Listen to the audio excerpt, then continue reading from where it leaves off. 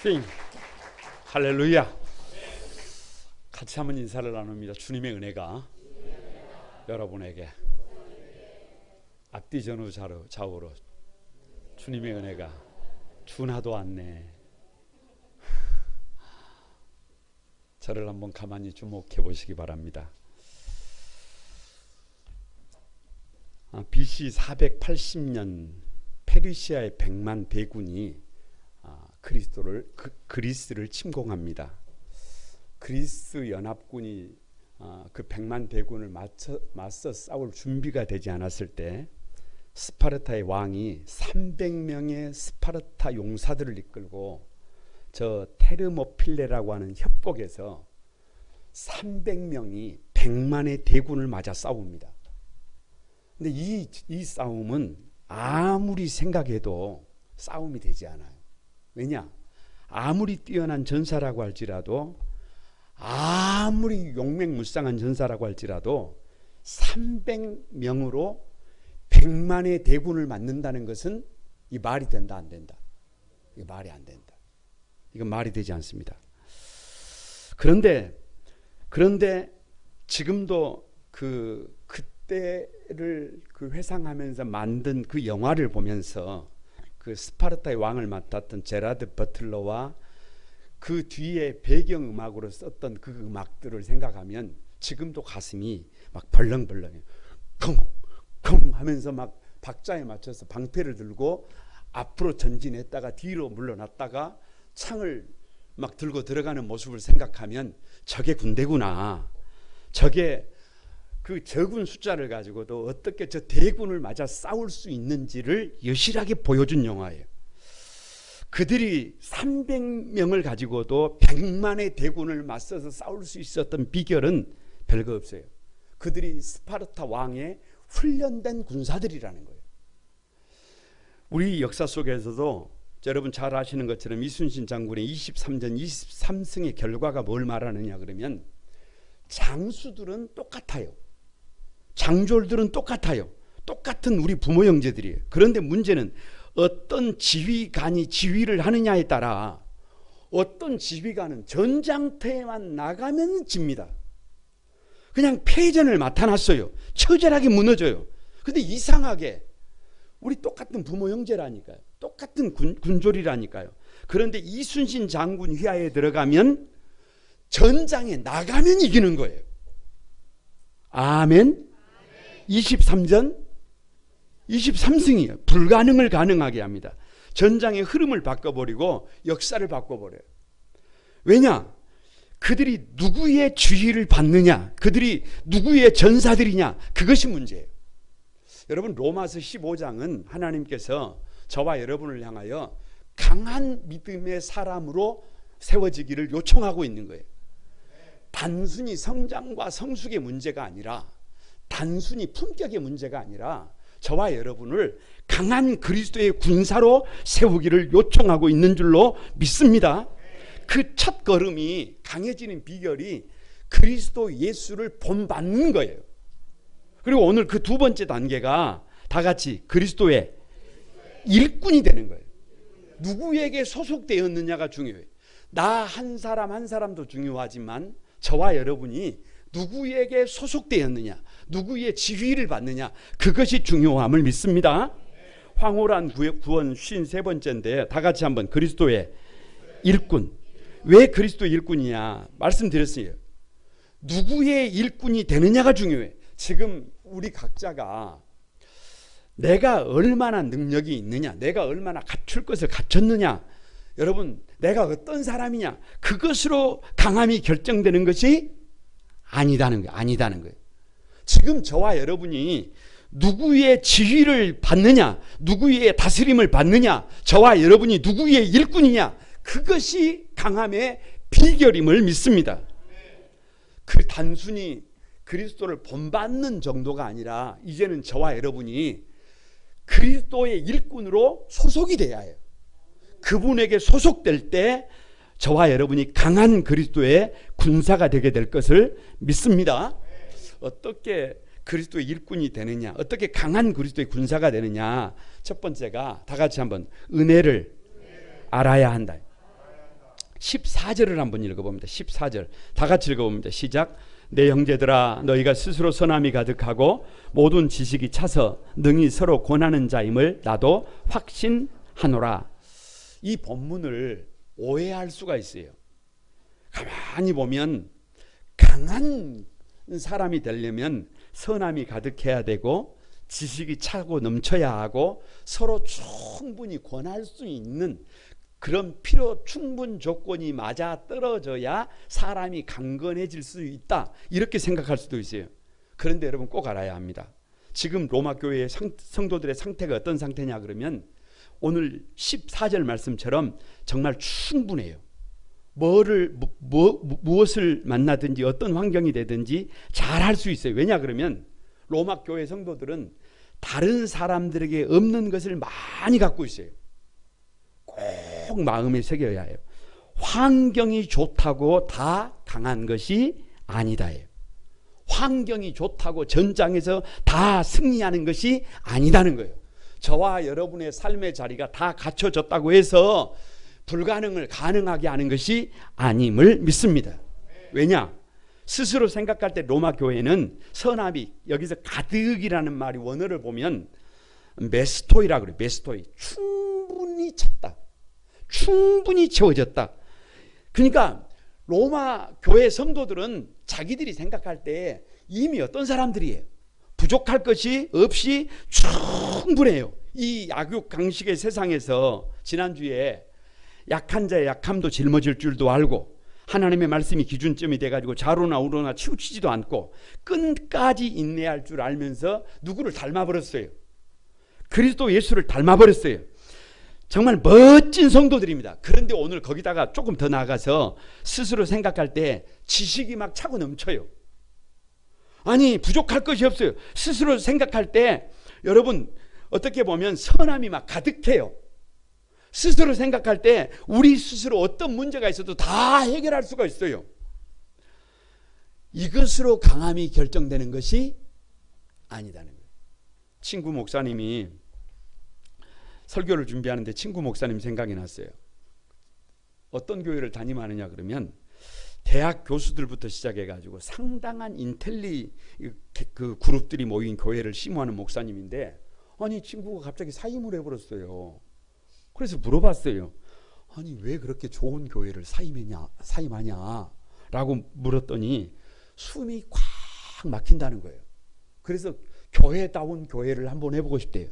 작더라도. 그래서 이유를 좀 들어보니까 이런 얘기를 하는 거예요. 한 가지 예를 들면 교회가 이제 교회를 건축을 해야 되는데 여러분 교회 건축을 하면 성도들이 해야 될 것이 뭐예요? 뭔 헌금을 얘기를 해요. 기도를 해야지. 온 성도들이 힘을 모아가지고 기도를 해야 되는데 그 교회는 교회 건축을 딱 해야 되니까 재직들이 다 둘러 앉아가지고 한 사람씩 다 얼마씩 할 것인지 서로 대화를 하고 있는 거예요. 그러니까 한 가지 일례가 그렇지 모든 일들을 그렇게 하는 거예요. 그러니까 그 속에서 담임 목사로서 할 수 있는 일이 없다는 거예요. 그래서 사임을 하고 작더라도 교회다운 교회를 해보고 싶다. 그렇게 얘기를 하더라고. 이해가 돼. 다시 말하지만 믿음은 선함이 가득하다고 모든 지식이 차고 넘친다고 서로 충분히 의논할 수 있다고 모든 환경이 다 갖춰졌다고 모든 필요 충분 조건이 다 갖춰졌다고 저와 여러분이 그리스도의 강한 군사가 되느냐? 어린 반푸르치도 없다. 그래서 강한 군사가 되는 것이 아니라는 거예요. 왜 은혜를 알아야 되느냐? 15절을 한번 봅니다. 15절 같이 한번 읽어봅니다. 시작. 그러나 내가 너희로 다시 생각나게 하려고 하나님께서 내게 주신 은혜로 말미암아 더욱 담대히 너희에게 썼노니. 자 보세요. 여기서 내게 주신 은혜를 얘기하는데 여기 은혜가 뭐냐 잘 알아요. 카리스예요. 카리스. 그냥 선물이에요.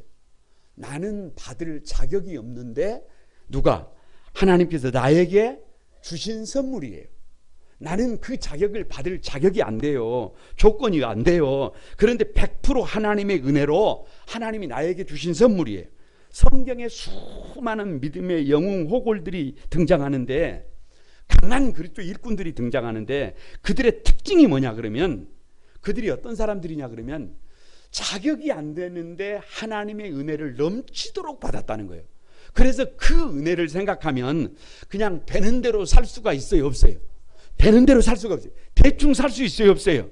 대충 살 수 없어요. 그냥 그렇게 살 수 없어요. 그 은혜를 보답해야 돼요. 보답해야 해. 여러분, 저도 가만히 생각해 보면 그래요. 세상에 나같이 허물 많고 나같이 부족한데 나같이 모자란데 나 같은 것을 위해서 피 묻은 그 주님의 십자가를 생각하면 나 같은 죄인을 위해서 그 십자가 위에서 마지막 피 한 방울 물 한 방울 아낌없이 흘리신 그 주님을 생각하면 그 은혜가 너무 커서 대충 살 수 있어요, 없어요? 되는 대로 살 수 있어요, 없어요? 그냥 주저앉아 있을 수 있어요, 없어요? 그냥 원망하면서 불평하면서 그렇게 살 수 있어요, 없어요? 그렇게 살 수 없어요. 신구약 성경을 가만히 볼 때 참 멋진 주님의 용사들이 많이 등장하는데 구약을 보면 그 중에 한 사람이 모세예요, 모세. 여러분 한번 생각을 해보세요. 모세는 애굽의 궁궐에서 40년 훈련을 받았어요. 그리고 미디안 광야에서 40년 훈련을 받았어요. 그리고 부름을 받아서 40년 동안 이스라엘 백성들을 출애굽시키는 그 대탈출 엑소도스의 지도자가 됩니다. 지도자가 돼요. 근데 그 지도자의 사명을 어떻게 감당할 수 있었을까를 가만히 생각해 보면 하나님이 모세를 부르시는데 모세 오경은 모세가 쓴 거 아니에요. 출애굽기 3장을 쫙 펼쳐보면 하나님이 모세를 부르시는데 그림이 한 장 나와요. 그림이. 그 그림이 뭐냐? 가시떨기 나무에 불이 붙었어요. 여기서 불은 하나님이에요. 그러면 여기서 가시떨기는 누구를 말하는 거예요? 가시떨기는 모세를 말하는 거예요. 그러니까 여러분 이런 거예요. 모세가 생각할 때 나는 뭐라는 거예요? 가시떨기라는 거예요. 여러분 나무는 두 종류로 구별이 됩니다. 하나는 과실수, 하나는 화렵수. 그러니까 과실수는 과실로 승부를 내는 것이고 화렵수는 나무로 등치로 승부를 내는 거잖아요. 그러면 제가 물어볼게요. 가시떨기는 어디에 속해요? 이런 거예요. 과실수도 아니고 화렵수도 아니고 이도저도 아닌 백해무익한 것이 가시떨기 나무예요. 차라리 없으면 더 낫는 것이 그게 뭐예요? 가시떨기예요. 그러니까 모세가 생각했을 때 나는 어떤 존재라는 거예요. 가만히 모세 자신의 과거를 뒤 올라가 보면 나는 살인자잖아요. 나는 버려진 자잖아요. 나는 잊혀진 자잖아요. 그러니까 자기가 자기 스스로를 생각할 때 나는 여기에도 저기에도 쓸모없는 비천한 존재가 누구라는 거예요. 그래서 나 같은 존재는 하나님의 일꾼이 될 수 없다는 거예요. 본인이 그렇게 생각했기 때문에 하나님이 모세를 찾아와서 몇 번을 불렀는데도 불구하고 계속해서 모세의 답이 뭐예요? 나는 부족한 사람입니다. 나는 하나님의 일꾼이 될 수 없는 사람입니다. 그렇게 자기를 부인한단 말이에요. 그러던 모세가 하나님의 일꾼으로 지도자로 바뀌는 과정 속에서 고백하는 것이 있어요. 고백하는 것이. 그것이 출애굽기 6장인데 6장에 가면 모세가 자기 자신을 이렇게 드러내는데 뭐를 드러내느냐 그러면 자기 족보를 드러내요. 자기 족보를 드러내는데 6장 14절에서 27절에 보면 이상합니다. 족보를 드러내는데 족보를 드러내면 예를 들어서 12지파의 족보를 드러내려면 다 드러내야 되는데 위에 있는 르우벤과 시므온과 레위까지만 드러내요. 왜냐 그러면 자기 어머니 족보예요. 어머니 족보를 드러내는데 여러분 한번 생각해 보세요. 르우벤은 가장 큰 형님이지만 어떤 사람이에요? 자기 아버지의 첩인 비라에게 들어가서 간통을 했던 사람이에요. 그러니까 성범죄자예요. 그러니까 나의 족보를 얘기하는데 거슬러 올라가면 누가 있다는 거예요? 성범죄자가 있다는 거예요. 여러분 거기에다가 여러분 잘 아는 시므온과 레위는 저 세겜성에 들어가서 하나님의 언약을 빌미로 해서 세겜성 사람들을 다 쳐 죽인 사람들이에요. 그래서 저주받은 사람들이에요. 그래서 시므온과 레위는 살인자들. 그러니까 모세가 고백하는 거예요. 모세가 뭐를 얘기하는 거냐 그러면 오늘의 나는 저 위를 보나 족보를 보나 지금의 나를 보나 나는 하나님의 쓰임을 받을 만한 사람이 된다 못 된다 자격이 된다 못 된다. 거기다가 모세의 아버지 아브람은 누구냐 그러면, 여러분 아브람은 누구랑 결혼을 하느냐 그러면 자기 아버지의 동생하고 결혼을 해요. 이게 고모랑 결혼을 하는 거예요. 그러니까 이게 무슨 말이냐 그러면, 모세는 뼈대 있는 가문이다 아니다? 뭔가 좀 자기를 드러낼 수 있는 가문이다 아니다? 자랑할 것이 없어요. 큰 소리 칠 수 있는 가문이 아니에요. 그래서 이 말은 자신의 약점을 드러내는 거예요. 그러니까 은혜를 받으면, 하나님의 은혜를 받으면 사람이 어떻게 바뀌느냐 그러면, 예전에는 부끄러워서 드러내지 못했던 자기의 약점을 드러냅니다. 그러니까 뭔가를 자랑하는데 나의 나됨을 자랑하는 것이 아니라, 내가 이렇게 부족하고 내가 이렇게 모자라고 내가 이렇게 백해무익한 존재라고 하는 것을 드러내는 것이 은혜예요. 내가 이렇게 부족함에도 불구하고 하나님이 누구를 부르셨다는 거예요. 나를 불러주셨다는 거예요. 그래서 이 은혜의식이 있어야, 이 은혜의식이 있어야 내가 그리스도에게 속할 수가 있어요. 그리스도의 일꾼이 될 수 있어요. 왜 은혜를 알아야 되느냐? 15절 후반부에 이렇게 되어 있습니다. 하나님께서 내게 주신 은혜로 말미암아 다 같이 더욱 담대히.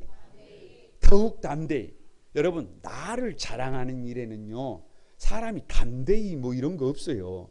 그런데 왜 이렇게 더욱 담대히 그 담대함을 요구받느냐 그러면, 부족하다는 말이에요.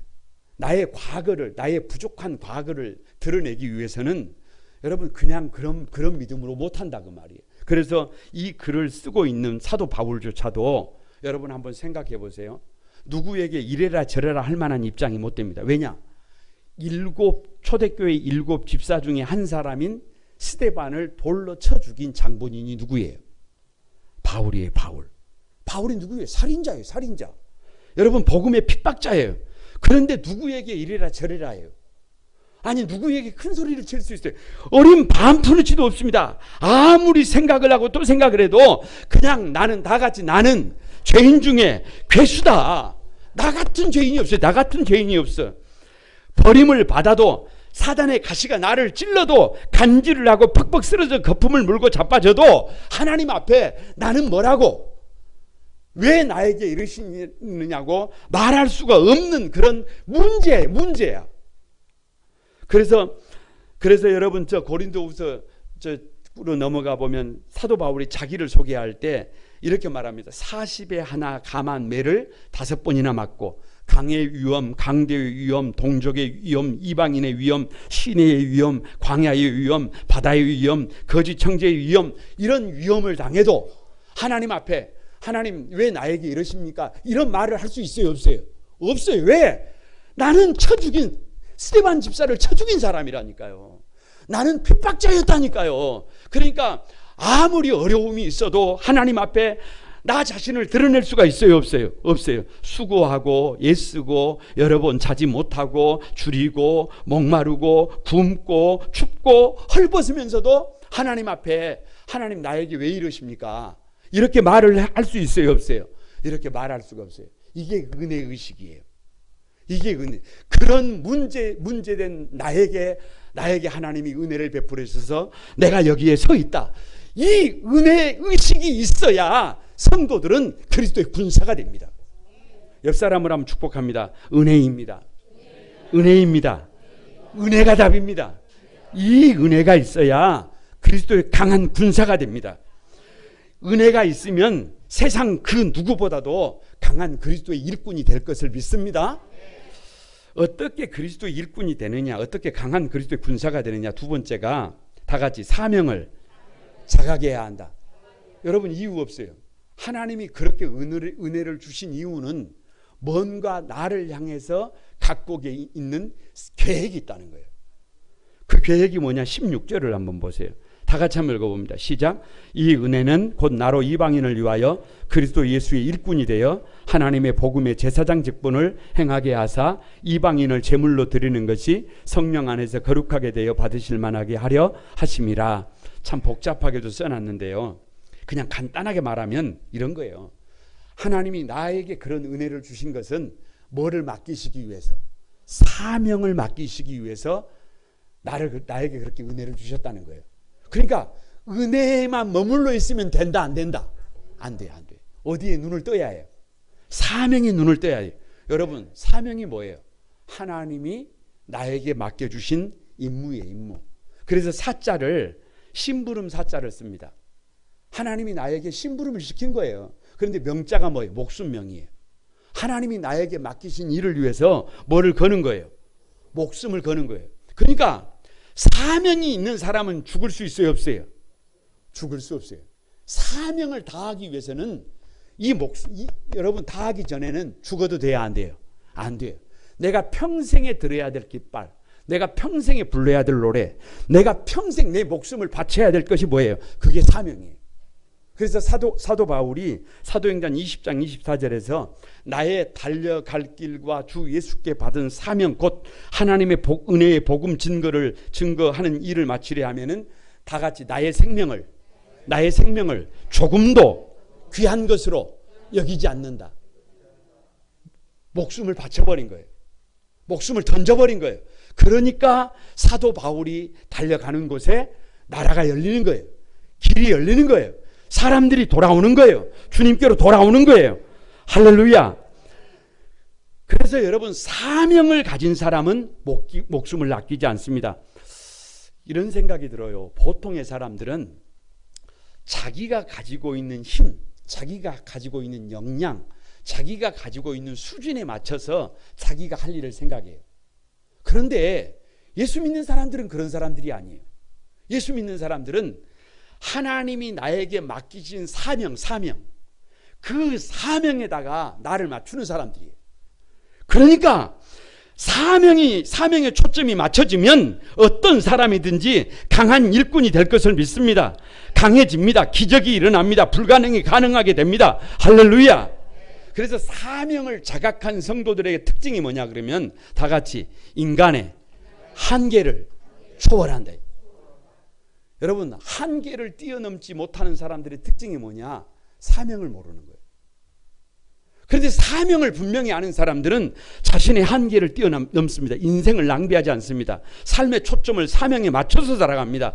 그러니까 그 사명이 나를 바꾸고 그 사명이 나를 성숙시키고 그 사명이 나를 성실하게 만들고 분별하게 만들고 다시 재방송으로 들어갑니다. 사명에 초점을 맞추면 사명이 나를 성숙시키고 사명이 나를 성실하게 만들고 분발하게 만들고 부지런하게 만들고 용감하게 만든다. 결국 사명은 열정이 되고 사명은 나를 강하게 만든다.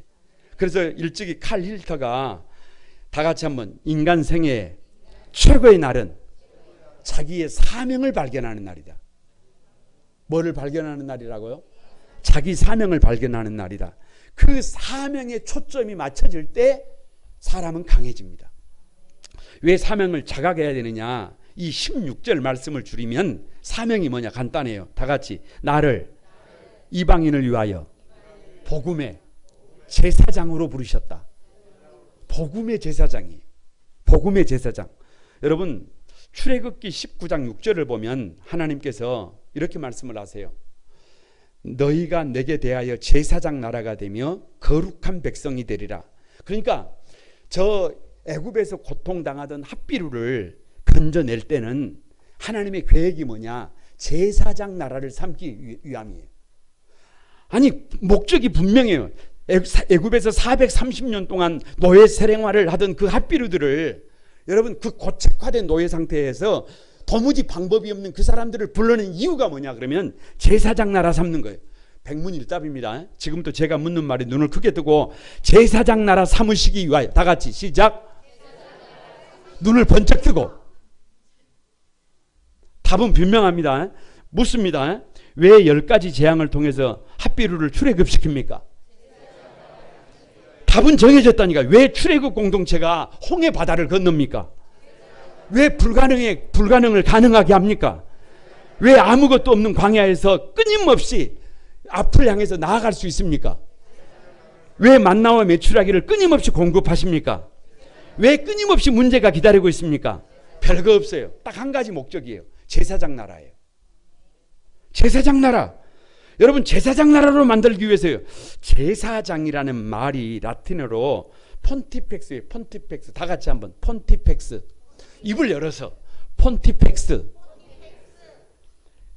무슨 말이냐? 다리를 놓는 사람이에요. 다리를 놓는 사람. 다리를 놓는 사람. 하나님과 사람 사이에 다리를 놓는 사람. 사람과 사람 사이에 다리를 놓는 사람. 민족과 민족 사이에 다리를 놓는 사람. 인종과 인종 사이에 다리를 놓는 사람. 그러니까 하나님이 계시고 죄인이 있어요. 죄인이 있어. 근데 영혼이 죄인이란 말이에요. 그런데 이 사이에 뭐가 나아지면, 다리가 낮으면 이 죄인이 더 이상 죄인이 아닐 수 있어요. 요즘 여러분 여수가 참 많이 달라졌는데요. 여수 화양에서 시작된 연육교가 어디까지 가버렸어요? 고흥까지 가버렸어요. 예전에는 낭도가 섬이었습니다. 조발도가 섬이었어요. 에? 그런데 여러분 지금은 뭐가 나가져 가지고 다리가 놔져다 보니까 뭐 낭도를 간다, 적금을 간다, 둔벙을 간다, 조발을 간다.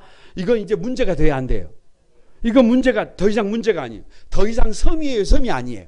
섬이 아니에요. 다리만 낮으면 더 이상 죄인이 아니에요. 그 문제 많던 사람들이 다리만 낮으면 더 이상 문제가 돼야 안 돼요. 안 돼요, 안 돼. 이방인들이 문제예요? 죄인들이 문제예요? 아파하는 사람들이 문제예요? 신음하는 사람들이 문제예요? 그게 아니에요. 누가 문제예요? 다리 놓는 사람이 문제예요. 제사장이 문제예요. 저와 여러분을 하나님이 뭘로 부르셨어요? 제사장으로 불렀어요. 가족들이 문제가 되지 않습니다. 예수 믿지 않는 집안의 형제들이 문제가 되지 않습니다. 아니, 이 땅에 수많은 사람들이 문제가 되지 않아요. 누가 바르게 서면. 저와 여러분이 제사장이 되면 문제가 되지 않습니다. 그래서 성경을 이해하기 위해서는 이 폰티펙스 제사장의 개념을 잘 알아야 돼요. 아무리 답이 없는 사람도, 아무리 방법이 없는 사람도 누가 저와 여러분이 이 복음의 제사장의 직분만 감당해주면 답이 나오는 것을 믿습니다. 그러니까 누가 강한 사람이냐? 이 사명 의식에 눈이 뜬 사람이에요. 왜 사명을 자각해야 되느냐? 여러분, 이 아이덴티티라고 그래요. 아이덴티티, 자기 정체성이. 무슨 말이냐? 내가 무엇을 해야 할지를 아는 사람. 그 사람이 강한 사람이에요. 아무리 많은 것을 가졌다고 할지라도, 아무리 좋은 환경을 가지고 있다고 할지라도, 아무리 필요 충분 조건을 다 갖추고 있다고 할지라도 16절에 하나님이 나를 복음의 제사장 삼으셨다라고 하는 이 의식이 없으면 그 사람은 강한 사람이 아니에요. 그런데 아무것도 없어요. 가진 것이 아무것도 없어요. 필요 충분 조건이 채워지지 않았어요. 그런데도 불구하고 내가 복음의 제사장이라고 하는 사명의식에 붙들려 있으면 그 사람이 강한 사람임을 믿습니다. 신학교를 나와서 목사 안수를 받은 저 같은 사람만 복음의 제사장인가요? 저 멀리 이국 땅에 선교사로 가서 복음을 전하는 사람들만 복음의 제사장인가요? 그렇지 않아요. 그렇지 않습니다. 여러분, 하나님은 저와 여러분이 직업이 목사냐 목수냐 여기에 관심 갖는 게 아니에요. 저와 여러분이 사는 집이 평수가 작냐 크냐 여기에 관심 갖는 게 아니에요. 하나님의 관심은 저와 여러분이 타고 다니는 차가 몇 cc급이냐 여기에 관심 갖는 게 아니에요. 하나님의 관심은 저와 여러분이 각자의 자리에서 이 복음의 제사장의 직분을 얼마나 감당하고 있느냐 그것을 주의하게 보는 줄로 믿습니다. 여러분, 우리가 열심히 공부해야 되는 이유가 뭐예요? 복음의 제사장이기 때문에 그래요. 여러분, 저와 여러분의 삶의 자리에서 각자의 자리에서 최선을 다해 일하고 최선을 다해 성실하게 달려갈 이유가 단 한 가지 이유가 뭐예요? 복음의 제사장이. 저와 여러분이 어떻게 하느냐에 따라서 모든 것이 달라져요. 모든 시대가 달라져요. 더 이상 죄인이던 사람들이 지옥 백성이 아닙니다. 여러분, 잘못 가던 사람들이 저와 여러분이 제사장 직분을 감당하면 수많은 사람들이 옳은 대로 돌아오게 될 것을 믿습니다. 이 사명을 자각해야, 이 사명에 초점이 맞춰져야 저와 여러분이 이 시대에 하나님이 쓰시는 기적의 도구가 될 것을 믿습니다. 옆 사람으로 한번 축복합니다. 복음의 제사장입니다. 눈을 크게 뜨고 당신은 복음의 제사장입니다. 내가 어떻게 달라지느냐에 따라 다 달라져요. 다른 사람이 문제가 아니에요. 다른 사람이 문제가 아닙니다.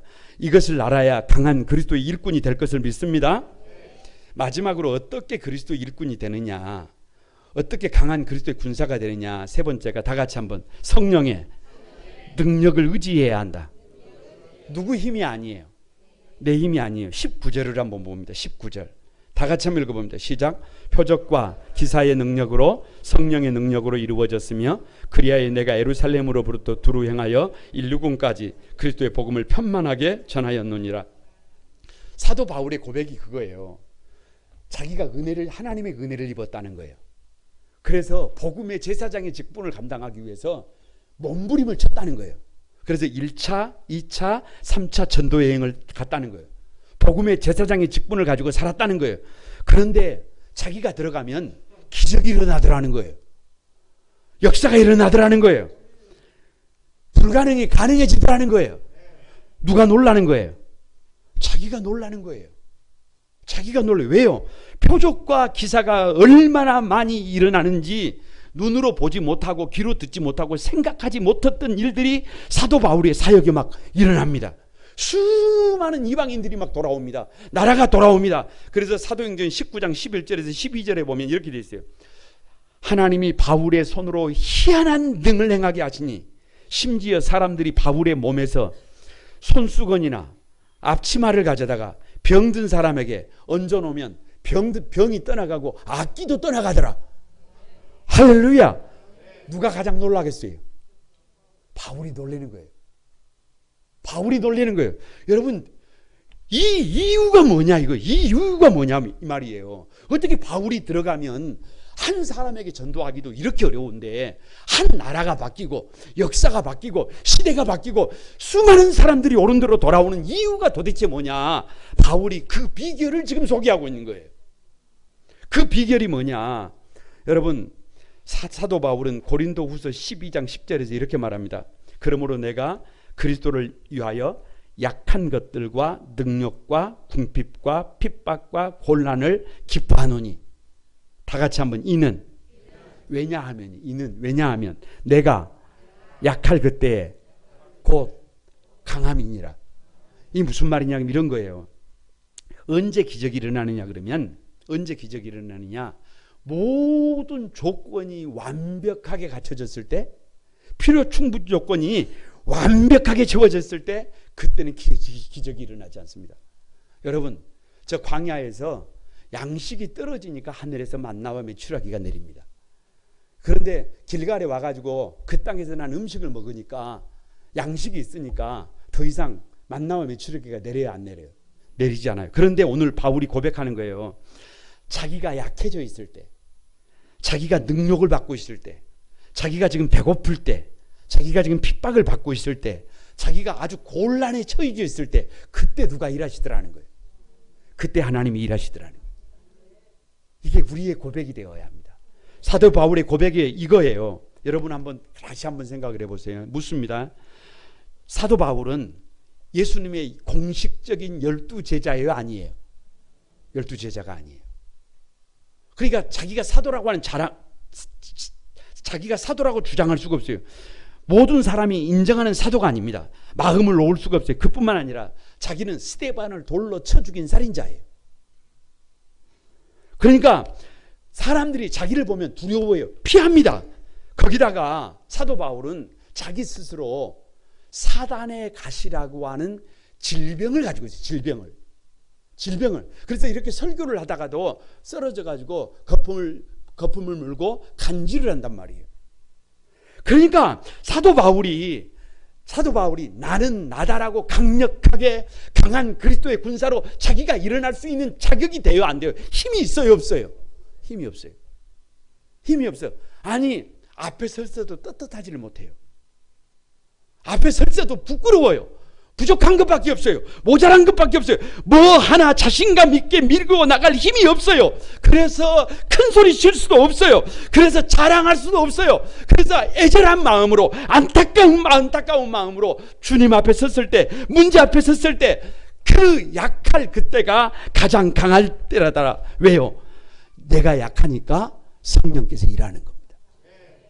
나에게 문제가 있으니까 주님이 일하시는 겁니다. 내가 건강하지 못하니까 주님이 일하시는 겁니다. 내가 필요 충분 조건을 갖추지 못하니까 그분이 일하시는 거예요. 여러분, 다시 말씀드립니다. 제자가 아니에요. 건강이 좋지 못해요. 많은 사람들이 사도 바울을 무시해요. 나를 어떻게 의지할 수 있어요? 나를 어떻게 자랑할 수 있어요? 나의 방법을 의지한다는 것, 내 생각대로 산다는 것, 애시당초 불가. 그래서 철저히 하나님 앞에 자기의 약함을 고백할 때 그 위에 누가 기름 부으시더라. 성령께서 기름 부으시더라. 성령의 능력이 나타나더라. 성령께서 우리를 유익하게 만들더라. 가장 약한 사도가 누구예요? 바울이에요. 그런데도 불구하고 하나님께서 가장 위대하게 쓴 사도가 누구예요? 사도 바울이에요. 왜 성령의 능력을 의지해야 되느냐? 오늘 여러분의 인생은 어떻습니까? 모든 것이 퍼펙트하게 준비가 되어 있어서 부족함이 없어서 더 이상 이제 말 못하는 짐승처럼 울부짖을 이유도 없고 성령님을 향하여 애절하게 기도할 필요를 느끼지 못하고 있습니까? 스스로 나는 이제 좀 됐다. 나는 이 정도 되면 된다. 이렇게 생각하고 있습니까? 그러면 여러분은 그 이상도 그 이하도 변화의 가능성이 없습니다. 그냥 거기까지입니다. 그러나 지금 여러분 중에 다른 사람들이 볼 때는 참 부족해요. 다른 사람들이 볼 때는 저 사람이 무슨 일을 할 수 있겠느냐라고 생각해요. 그런데 하나님 앞에서 사도 바울처럼 하나님 나는 부족한 것밖에 없습니다. 뒤를 돌아봐도 앞을 봐도 나에게는 희망이 없습니다. 나의 힘으로는 답이 없습니다. 그래도 주님만 의지합니다. 힘으로도 안 되고 능으로도 아니 되지만 오직 하나님의 신으로 될 것을 믿습니다. 고백하는 그 사람에게 하나님은 일하실 것을 믿습니다.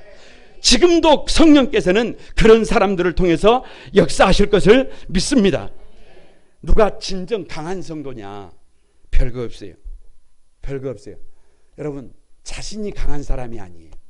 자신이 강한 사람이 아니라 나의 무지 때문에, 나의 무능 때문에, 나의 약함 때문에 철저하게 성령님을 의지하는 그 사람이 바로 강한 사람이에요.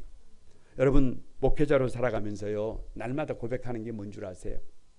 설교를 완벽하게 준비했다고 생각했어요. 그러면 그날은 떡치는 날이에요. 그런데 설교를 준비하는데 설교가 잘 안 돼요. 그래서 꿈속에서도 설교를 준비하고 있어요. 그래도 답이 안 나와요. 그래서 막 애절한 마음으로 강단에 섰어요. 그러면 설교를 누가 하세요? 하나님이 하세요.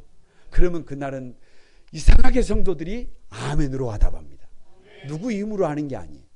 하나님, 우리의 힘으로, 우리의 강함으로 하는 것이 아닙니다. 옆 사람을 한번 축복합니다. 나의 능력이 아닙니다. 나의 실력이 아닙니다. 내가 약할 때, 나에게 방법이 없을 때 성령께서 역사하십니다. 여러분은 그리스도의 강한 군사가 되기를 바랍니다. 말씀을 마칩니다. 왜 그리스도의 일꾼이냐? 누가 진정한 강자냐? 여러분, 그분에게 속해야 해요. 예수 그리스도의 일꾼으로 속하기 위해서는 은혜를 알아요. 은혜의식이 있어야 해요. 그 은혜로 끝나서는 안 되고 사명에 눈을 떠야 해요. 그리고 그 사명에 나의 삶을 맞춰야 해요. 그러면 거기에서 성령께서 일하십니다. 불가능이 가능해집니다. 이 말씀이 2023년을 마무리하고 2024년을 준비하는 여러분에게 큰 도전이 되기를 주님의 이름으로 축복합니다.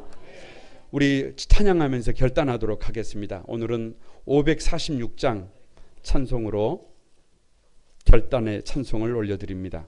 546장.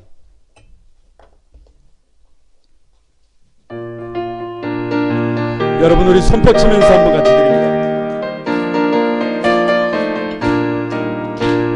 주님 약속하신 말씀 위에서 영원토록 주를 찬송하리라. 소리 높여 짙게 영광 돌리며 약속 믿고 굳게 서리라. 굳게 서리 영원하신 말씀 위에 굳게 서리. 굳게 서리 그 말씀 위에 굳게 서리라. 주님 약속하신 말씀 위에서 세상 영역에게 양수할 때에 용감하게 힘써 싸워 이기며 약속 믿고 굳게 서리.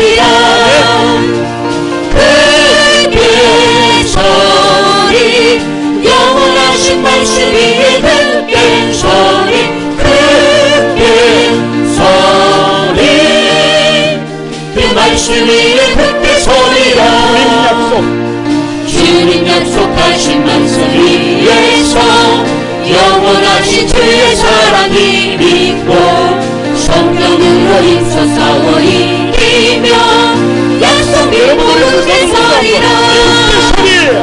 함께 서리 영원하신 말씀 위에 함께 서리 함께 서리 그 말씀 위에 함께 서리라. 주님 약속하신 말씀 위에서 성령이 또한 대로 행하며 주님 품에 항상 안식어리며 약속 믿고 함께 서리라. 함께 서리 영원하신 말씀 위에 함께 서리 함께 서리 그 말씀 위에 함께 서리라. 여러분, 우리 같이 한번 기도하십시다. 흔들리는 나무는 살아날 수가 없습니다. 굳게 서야 합니다. 내가 얼마나 능력이 되느냐, 내가 갖출 것을 갖췄느냐, 필요 충분 조건을 만들었느냐, 그것으로 강함이 결정되는 것이 결코 아닙니다. 나는 좀 부족하지만, 나는 좀 모자라지만 누구의 다스림을 받느냐, 누구의 일꾼이 되느냐, 그것이 문제입니다. 거두절미하고 우리 한소망을 사랑하는 모든 성도들이 그리스도에게 속한 그리스도의 군대가 되기를 주님의 이름으로 축복합니다. 누가 진정한 그리스도의 일꾼이 되느냐, 은혜의식이 있어야 합니다. 은혜의식. 나 같은 것을 피로 값주고 사셨다라고 하는 이 은혜의식이 있어야 사명의 눈을 뜨게 됩니다. 사명을 자각하게 됩니다. 하나님이 은혜를 주셔서 나를 복음의 제사장으로 삼으셨습니다. 이제는 내가 부족해도 그 사명에 나를 맞추면 성령께서 기름을 부을 것을 믿습니다. 강하게 하실 것을 믿습니다. 일당백의 전사가 되게 될 것을 믿습니다. 한 사람이 천을 쫓게 될 것을 믿습니다. 하나님, 그 은혜의 삶을, 그 기적의 삶을 내가 살고 싶습니다. 우리 다 같이 한번 주여 삼창하고 합심해서 동성으로 기도합니다. 다 같이 기도합니다. 주여, 주여, 주여. 오 하나님, 우리를 향한 하나님의 계획, 우리를 향한 하나님의 계획이 얼마나 큰지 아버지, 그 하나님 앞에서 아버지 은혜의식을 가지고 소명의식을 가지고 사명의식을 가지고 하나님 아버지 하나님 사명에 나를 찾아 복종시킬 때 하나님 능력을 기름 부어주시고 이 땅에 하나님의 나라를 이루어가는, 그래서 작은 예수로 세워지고 아버지 신앙의 명가를 이루며 아버지 복음의 불락지를 만들어 만물을 충만케 하는 위대한 하나님의 사람들이 되도록 하나님 은혜를 더해 주소서. 하나님 자비를 더해 주시옵소서. 은총을 더해 주시옵소서. 거룩하신 주님, 2023년 끝자락에 섰습니다. 하나님 앞에 영광을 돌려드리고 싶은데 많은 사람들의 오고 가는 많은 사람들의 모범이 되고 싶은데 여전히 부족하고 여전히 모자라고 여전히 약함 때문에, 허물 때문에, 문제 때문에 주님 앞에 송구스러운 모습입니다. 그러나 이 끝자락에서 다시 한번 결단합니다. 그리스도에게 소속되기를 원합니다. 그리스도의 일꾼이 되기를 원합니다. 많이 부족하지만, 많이 모자라지만 예수 그리스도의 다스림을 받는 일꾼이 되도록, 그리스도의 군사가 되도록 도와주옵소서. 피로 값주고 산 영혼이기에 하나님의 형용할 수 없는 한량없는 은혜를 입었기에 하나님 아버지 복음의 제사장으로 사명을 주셨다라고 하는 이 사명의식에 붙들리게 도와주시고 사명에 초점을 맞춰서 믿음으로 달려갈 때 성령께서 저들을 유익한 존재로, 존귀한 존재로, 가치 있는 존재로, 위대한 일꾼들로 사도 바울처럼 저들을 세워주셔서 저들이 들어가는 곳마다 영혼들이 세워지게 하시고, 저들이 도전하는 곳마다 가족들이 세워지게 하시고, 저들이 들어가는 곳마다 기적이 일어나게 도와주시고, 저들이 들어가는 곳마다 주님의 영광 가득하도록 역사해 주옵소서. 하나님께서 그렇게 베풀어 주시고 이끌어 주실 것을 믿고 감사드립니다. 지난 한 달 동안도 하나님 아버지 땀 흘려 일하여 얻은 소득의 10의 1을 우리 하나님 앞에 구별하여 돌려드리오니 받아주시고, 저들의 눈물과 땀과 정성과 헌신이 결코 헛되지 않도록 하나님의 위대한 일꾼들 되도록 저들을 축복하여 주옵소서. 하나님의 은혜에 감사해서 이 모양 저 모양 올려드리는 여러 가지 예물들을 받아주시고 30배 60배 아름다운 결실이 가득하도록 은총을 더해 주옵소서. 하나님, 우리 교회가 아버지 하나님 선교 거점으로 삼고 있는 저 라오스 우돔 사이에 야오야니 교회 건축을 이제 시작하게 되었습니다. 첫 삽을 떴습니다. 건축이 맞춰지는 동안에 어려움이 없도록 도와주시고 사단의 방해가 아버지 없도록 주께서 불병거와 불말로 지켜주시고 공사가 안전하게 마무리되도록, 그래서 그 땅 몽족들을 아버지 세우는데 야오야니 교회가 쓰임받을 수 있도록 은혜를 더해 주옵소서. 오늘 강단 꽃꽂이로 섬기는 서동근 집사님, 최미자 집사님,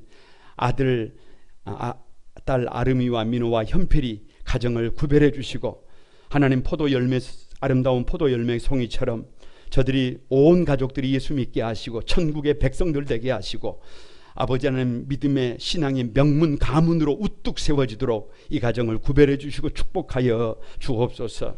우리 강미희 집사님 수술을 하고 퇴원해서 하나님 앞에 영광을 돌립니다. 잠잠히 사랑하는 딸의 몸도 마음도 건강케 하시고 영혼이 잘됨같이 범사가 잘되고 강건한 은혜를 누리도록 은총을 더해 주옵소서. 한소망의 모든 성도들을 살펴주시고 일마다 때마다 선하고 바르게 복되게 인도해 주옵소서. 이 예물이 쓰이는 곳마다 주의 영광이 나타나게 하시고 온 세상을 살리고 세우는 하나님의 도구 되도록 축복해 주옵소서. 감사드리옵고 예수님의 이름으로 기도드리옵나이다.